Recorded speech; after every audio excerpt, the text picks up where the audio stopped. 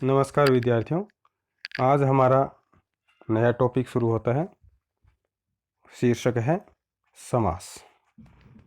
समास शब्द। सबसे पहले हम इस शब्द को स्पष्ट करते हैं। समास शब्द दो शब्दों से मिलकर के बना है। सम प्लस आस बराबर समास। सम का शाब्दिक अर्थ होता है पास और आस का शाब्दिक अर्थ होता है रखना। तो इस तरह से इसका अर्थ क्या बना? पास में रखना।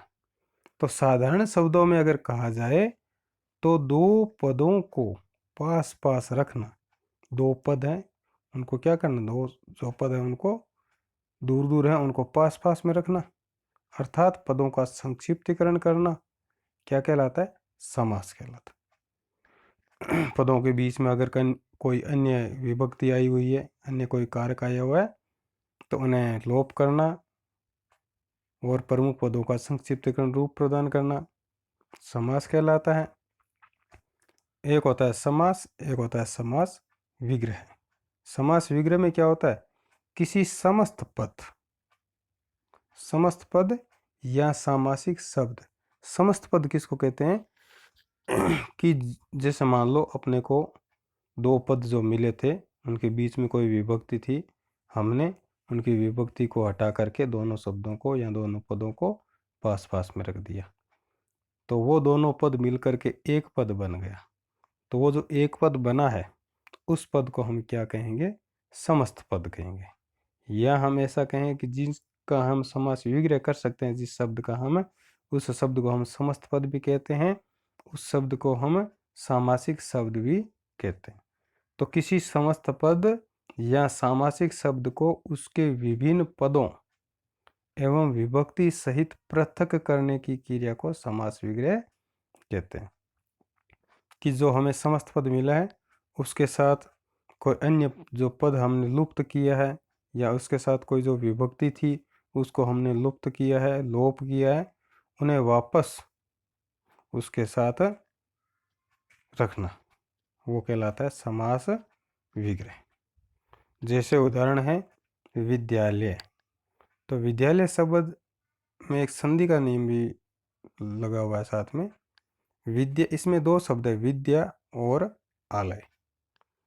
तो इसमें से जो विभक्ति थी या जो कारक था के लिए, ये लुप्त हुआ था, और जब हमने इन दोनों पदों को अलग अलग किया तो वो कारक या वो विभक्ति पुनः अपना स्थान ग्रहण कर लेती है के लिए।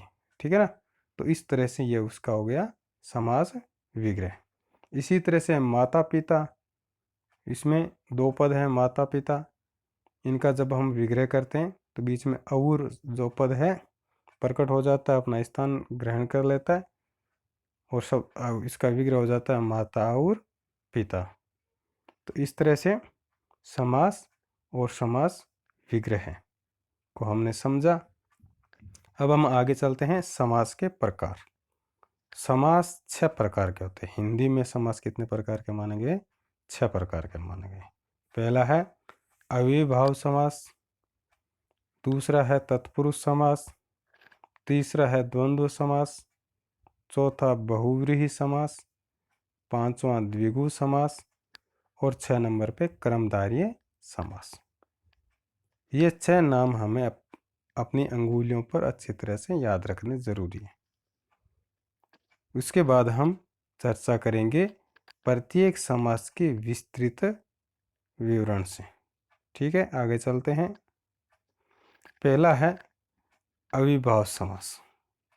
हिंदी का हो चाहे संस्कृत में हो, पहला समास जो माना गया है वो है अविभाव समास। अविभाव समास में क्या होता है? देखो, अविभाव समास में मैंने स्पष्ट संक्षिप्त में परिभाषा न लिख करके इसको थोड़ा विस्तारित रूप से स्पष्ट किया है। इस समास में क्या होता है? पहला पद प्रधान होता है। समास में हमेशा दो पद होते हैं। देखो, जैसे अपने यहाँ पर देखते हैं, उदाहरण है विद्यालय या माता पिता। तो विद्यालय में भी विद्या और आलय, माता पिता में माता और पिता, दो पद है ना। तो इन दो पदों में क्या होता है? जो पहला पद होता है अविभाव समास होता है। अविभाव समास में क्या होता है कि जो पहला पद होता है वो होता है प्रधान, प्रमुख होता है, और दूसरा पद गौण होता है। जैसे नीचे उदाहरण दिया होगा यथाशक्ति, ठीक है ना। इसमें दो पद है, एक है यथा और एक है शक्ति। तो यथा जो पद है वो तो हो गया पहला पद और शक्ति हो गया दूसरा पद।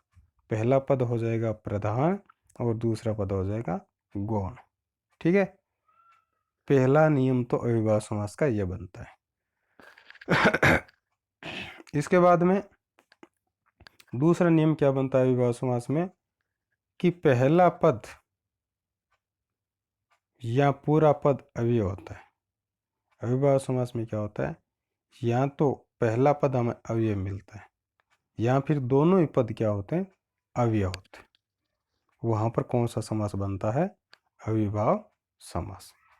अविभाव क्या, अव्यय क्या होता है, देखो वे शब्द जो लिंग वचन कारक काल के अनुसार नहीं बदलते उन्हें अव्यय कहते हैं। अव्यय, ए प्लस व्यय, व्यय का अर्थ होता है खर्च करना, यानी जिसे हम खर्च नहीं कर सकते हैं, जिनमें हम कोई खर्च नहीं कर सकते हैं, वो होता है अव्यय। अर्थात ऐसे शब्द जिनके स्वरूप में हम कोई परिवर्तन नहीं कर सकते हैं, जिन शब्दों को हम खर्च नहीं कर सकते हैं, वो शब्द होते हैं अव्यय, ठीक है। तो जिस समास में पहला पद अव्यय होता है या दोनों ही पद अव्यय होते हैं तो वह अविभाव समास की श्रेणी में आता है।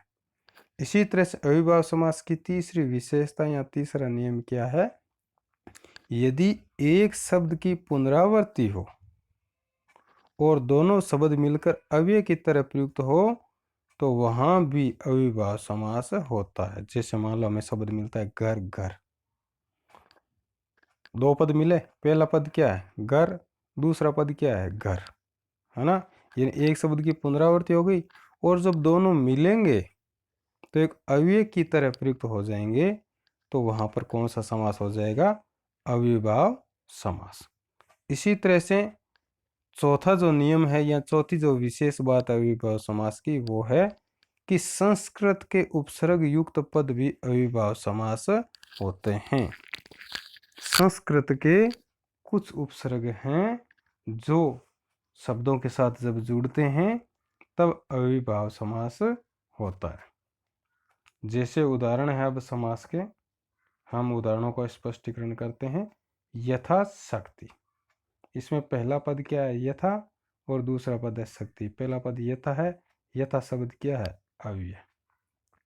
तो 2 नंबर वाला नियम लग गया इसमें, पहला पद अव्यय मिल गया, इसका जब हम विग्रह करेंगे तो हो जाएगा शक्ति के अनुसार। इसी तरह से यथा शीघ्र, पहला पद अव्यय तो इसको प्रमुखता मिलेगी, तो इसका समास विग्रह हो जाएगा जितना शीघ्र हो। आगे चलते हैं, आगे कुछ उदाहरण और दिए हैं, मैं इनमें से कुछ उदाहरण है वो आपके सामने स्पष्ट करूंगा, जो शेष रहते हैं आप स्वयं उन्हें स्पष्ट करने का प्रयास करें। यथाक्रम, क्रम के अनुसार, यथा वाले उदाहरण हमने पीछे पढ़े। इसके बाद में जैसे देखो इसमें यथेच्छा है, संधि और समास दोनों है। कुछ शब्द हमें ऐसे भी मिलेंगे जिनमें संधि और समास दोनों का संयोग है, उनमें हम संधि विच्छेद करके फिर हम अच्छी तरह से स्पष्ट करेंगे, ठीक है। अब इसमें उदाहरण है प्रतिदिन, तो प्रति उपसर्ग है, संस्कृत का उपसर्ग आ गया, और इसका जब हम विग्रह करेंगे तो हम प्रत्येक दिन भी लिख सकते हैं, दिन दिन भी लिख सकते हैं और हर दिन भी लिख सकते हैं, ठीक है। इसी तरह से जैसे प्रत्यक्ष है, प्रत्येक, इसमें संधि की भी बात आ गई है। इसी तरह से हमने एक नियम देखा था कि शब्द की पुनरावृत्ति, जैसे घर, घर, ठीक है ना।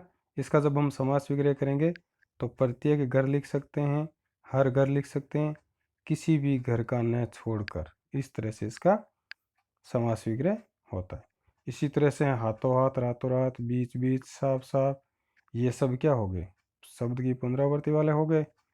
इसी में जैसे आगे उदाहरण है आमरण, आ उपसर्ग वाला हो गया, तो इसका समास विग्रह बन जाएगा मरने तक या मरण पर्यंत। इसी तरह से कुछ संस्कृत के उपसर्ग हैं, कुछ अपने हिंदी के उपसर्ग भी हैं, कुछ विदेशी उपसर्ग भी हैं। इनको जोड़ करके जो शब्द बनते हैं उनमें अविभाज्य समास होता है।